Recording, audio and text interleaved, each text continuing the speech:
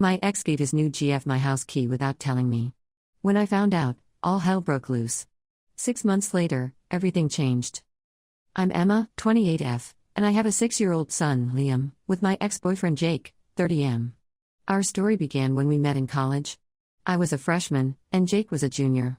We hit it off immediately, bonding over our shared love for indie music and obscure movies.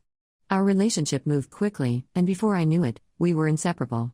Jake was my first serious boyfriend, and I was head over heels. We dated for 3 years, through the ups and downs of college life. Jake graduated and got a job at a local marketing firm, while I continued my studies. We talked about our future together, dreaming of traveling the world and eventually settling down. Then, a month before my senior year, I found out I was pregnant. It was unexpected and scary. Jake and I had always been careful, but somehow, it happened. We were both shocked and unsure about what to do. After many long, tearful conversations, we decided to keep the baby. It wasn't an easy decision, but we felt it was the right one for us. I took a year off from college to have Liam. It was a challenging time. Jake was supportive, but he was also stressed about providing for our new family. I was dealing with the physical and emotional changes of pregnancy while worrying about my future. My parents were disappointed at first but eventually came around and became a great support system. After Liam was born, Jake and I tried to make our relationship work. We moved in together and attempted to create a family unit. I went back to college part-time to finish my degree, juggling classes with caring for Liam. Jake worked long hours to support us, often coming home exhausted and stressed. The strain began to show in our relationship. We argued more frequently, usually about small things that escalated quickly. The lack of sleep, financial stress, and the sudden responsibility of parenthood took its toll on both of us. We were young and unprepared for the challenges of raising a child.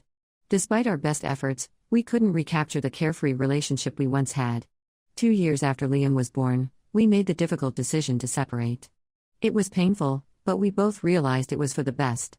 We agreed that Liam's well-being was our top priority, and we committed to co-parenting amicably. The first year after our breakup was tough. We had to figure out a new dynamic, learning to interact as co-parents rather than romantic partners. There were awkward moments and disagreements, but we always tried to put Liam first. Gradually, we found our rhythm. We established a routine where Jake would have Liam every other weekend and one evening during the week. We agreed to split holidays and special occasions. It wasn't always easy, but we made it work. We even started a tradition of organizing Liam's birthday parties together, wanting to show him that although we weren't together, we were still a family in our own way. Over the past 4 years, Jake and I have managed to build a respectful co-parenting relationship. We communicate regularly about Liam's needs, school, and activities. We've attended parent-teacher conferences together and cheered side by side at Liam's T-ball games. It hasn't always been smooth sailing, but we've always tried to present a united front for Liam's sake. This brings us to the present situation. Liam's 7th birthday was approaching, and as usual, Jake and I started planning the party together. Liam had recently developed a fascination with animals, so I suggested having the party at a small local zoo. Jake loved the idea, and we began making arrangements. 2 weeks before the party, Jake called me. He sounded hesitant, which immediately put me on edge. He said he wanted to bring his new girlfriend, Megan, 25F, to the party. I was surprised. I knew Jake had started dating recently, but I had no idea it was serious enough for her to attend family events. I told Jake I wasn't comfortable with Megan coming to the party. This was supposed to be about Liam, and I didn't want to introduce a new person into the mix, especially on his special day. Jake got upset, saying Megan was important to him and that she wanted to meet Liam. He argued that since they'd been dating for a few months, it was time for her to be involved in this part of his life. I stood my ground, reminding him that this was our son's special day, not a meet-the-family event. I explained that I was concerned about how it might affect Liam. We've always been careful about maintaining stability in his life, and introducing a new person at a big event like his birthday party seemed like a lot for a 6-year-old to process. Jake accused me of being jealous and said I was using Liam to control his life. His words hurt. I've never interfered in his personal life before. In fact, I encouraged him to date after our breakup, knowing he was lonely. I even offered to be flexible with our custody schedule to accommodate his dating life. I explained to Jake that I wasn't trying to control him, but I wanted to maintain the family dynamic we had established for Liam's birthdays. I suggested that he could introduce Megan to Liam another time, in a more low-key setting. Maybe they could meet at the park or over ice cream, where Liam would feel comfortable and not overwhelmed. Jake reluctantly agreed but was clearly unhappy about it. He made a comment about how I was allowed to make all the decisions regarding Liam, which stung. I've always tried to include him in decision making, and I thought we were on the same page about putting Liam's needs first. The day of the party arrived, and everything went smoothly on the surface. Liam had a great time seeing the animals and playing with his friends. Jake and I managed to keep things cordial, but there was an undeniable tension between us.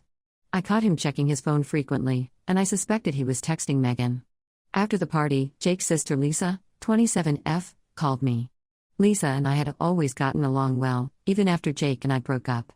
She's been a great aunt to Liam, often babysitting and buying him thoughtful gifts. So I was taken aback by the tone of her call. Lisa said I was being unfair to Jake and Megan, and that I needed to accept that Jake was moving on.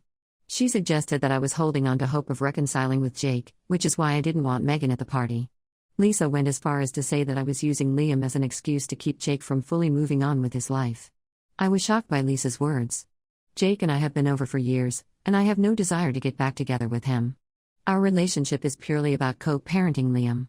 I tried to explain my reasoning to Lisa, but she seemed to have already made up her mind about my motivations. Now I'm second-guessing my decision. Was I wrong to not want Megan at the party? Should I have been more accommodating? I really thought I was doing what was best for Liam, but now I'm not sure. Some additional context: when Jake and I first broke up, we struggled to find a balance. There were times when he would show up unannounced at my place, wanting to see Liam. It took us almost a year to establish clear boundaries and a proper visitation schedule. I'm worried that allowing Megan to come to the party might disrupt the stability we've worked so hard to achieve. Also, Liam has been asking questions about why Daddy doesn't live with us. We've always been honest with him, explaining that sometimes grown-ups who love each other still can't live together, but that we both love him very much. I'm concerned that introducing Megan might confuse him or make him think there's a chance Jake and I will get back together. I can't help but think back to my own childhood. My parents divorced when I was 8, and I remember how confusing and painful it was when they started dating other people. I don't want Liam to experience that same hurt and confusion, especially not at his birthday party. At the same time, I know Jake is an important part of Liam's life, and if Megan is going to be a part of Jake's life long term, she'll eventually need to meet Liam. I just don't think his birthday party was the right time or place for that introduction. Am I the asshole for not allowing Jake to bring Megan to Liam's birthday party? I'm torn between standing by my decision and wondering if I should have been more flexible. I want to do what's best for Liam, but I'm no longer sure what that is. Update 1: It's been about a month since Liam's birthday party, and a lot has happened. I want to thank everyone for their input on my original post. It gave me a lot to think about and helped me gain some perspective on the situation. A week after the party, Jake asked to meet up to talk. We met at the local coffee shop where we used to study together in college. It felt strange being back there, surrounded by memories of our past. As we sat down with our coffees, I couldn't help but remember the countless hours we spent there, poring over textbooks and dreaming about our future. Jake surprised me by starting the conversation with an apology. He admitted that he had overreacted about bringing Megan to the party and said he was sorry for accusing me of being jealous. As he spoke, I could see the Jake I used to know, the kind, thoughtful person who had been my best friend for so long. He revealed that he had been feeling guilty about introducing Megan to Liam and was projecting those feelings onto me. Jake confessed that he was worried about how Liam would react to him dating someone new. He shared a story from his own childhood, when his mom started dating after divorcing his dad. Jake remembered feeling confused and a little betrayed, even though he liked his mom's new boyfriend. He didn't want Liam to experience those same complicated emotions. During our conversation, Jake also revealed that Megan had been pressuring him to meet Liam. Apparently, she comes from a family where blended families are the norm, and she couldn't understand why Jake was hesitant. This explained why he had suddenly insisted on bringing her to the party. Megan had been making comments about feeling like a secret, and Jake felt caught between his girlfriend's expectations and his concerns about Liam's well-being. As Jake spoke, I found myself empathizing with his situation. I shared my own concerns about disrupting Liam's routine and potentially confusing him. I told Jake about the questions Liam had been asking about why we don't live together, and how I was worried that introducing Megan might complicate things further. Jake listened attentively, nodding in understanding. It felt good to have an open, honest conversation about our fears and concerns as parents. We realized that we both wanted the same thing: to protect Liam and ensure his happiness. After talking it through, we agreed to take things slow and came up with a plan to gradually introduce Megan to Liam. We decided that Jake would first show Liam pictures of Megan and talk about her casually. Then, we'd arrange a short, casual meeting at the park where Liam feels comfortable. We both agreed that big events like birthdays or holidays would remain family only for now.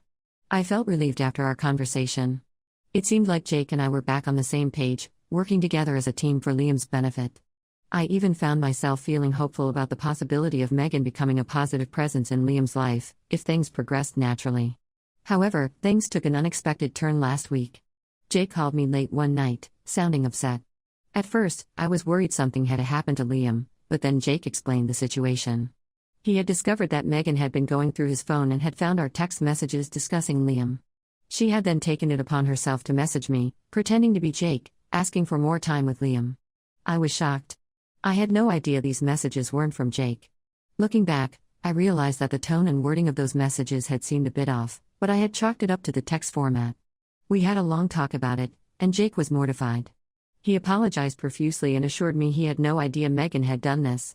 This incident brought back memories of the early days of our co-parenting relationship, when boundaries were blurry and we were still learning to trust each other. It made me realize how far we've come, and how important it is to maintain the trust and respect we've built. Jake shared more details about his relationship with Megan. He admitted that there had been other red flags he'd ignored. She would often question him about his whereabouts and seemed jealous of the time he spent with Liam. Jake said he had attributed this behavior to her insecurities about dating a single dad, but now he was seeing it in a new light. This incident has made me realize that my instincts about not wanting Megan at the party were right, but for reasons I couldn't have anticipated. Jake is now reconsidering his relationship with Megan, realizing that her behavior is a major red flag. I feel vindicated in my decision to keep Liam's birthday party just for family, but I'm also sad for Jake. He seemed genuinely excited about Megan, and now he's dealing with this betrayal. I remember how hard it was for him to open up to the idea of dating again after our breakup, and I hate to see him hurt like this. Jake and I have agreed to be extra vigilant about our communication regarding Liam going forward. We're looking into co-parenting apps that offer secure messaging to prevent any future incidents like this. It feels like we're entering a new phase of our co-parenting relationship, one where we're not just focused on Liam's immediate needs, but also on protecting our family unit from outside influences that might disrupt the stability we've worked so hard to create. As for Lisa, Jake spoke to her and explained the situation. She called me to apologize for her assumptions and for getting involved in something that wasn't her business. Lisa admitted that she had been projecting her own desires for Jake to settle down onto the situation. We had a good talk, and I feel like our relationship is back on solid ground. Liam remains blissfully unaware of all this drama, which is exactly what Jake and I wanted. His memories of his 7th birthday are all about the cool animals he saw at the zoo and the fun he had with his friends and family. Seeing his happy, carefree smile reminds me why Jake and I work so hard to co-parent effectively. I'm grateful that Jake and I were able to handle this situation maturely. It's reinforced the importance of our co-parenting relationship and the need to always put Liam first. We're both committed to maintaining the stable environment we've created for him, no matter what challenges come our way. Update 2: It's been another month, and I have more updates to share. The situation with Jake and Megan has evolved in ways I never expected, and it's brought up a lot of old memories and emotions. After discovering Megan's breach of trust, Jake ended their relationship. He realized that her behavior was not only disrespectful to him but also potentially harmful to Liam. I was proud of Jake for making this difficult decision, knowing how much he had invested in the relationship. However, Megan didn't take the breakup well. She started calling and texting Jake constantly, begging for another chance. When Jake blocked her number, she began showing up at his workplace. It got so bad that Jake had to involve his HR department. Seeing Jake go through this brought back memories of a similar situation I had in college, where an ex-boyfriend couldn't accept our breakup. I remember how scared and stressed I felt, and my heart went out to Jake. Things escalated when Megan showed up at my house one afternoon. I was in the middle of folding laundry when I heard insistent knocking at the door. When I opened it, I was shocked to see Megan standing there, looking disheveled and emotional. Luckily, Liam was at a playdate, so he wasn't there to witness it. Megan started accusing me of ruining her relationship with Jake. She claimed that if I had just let her come to Liam's birthday party, none of this would have happened.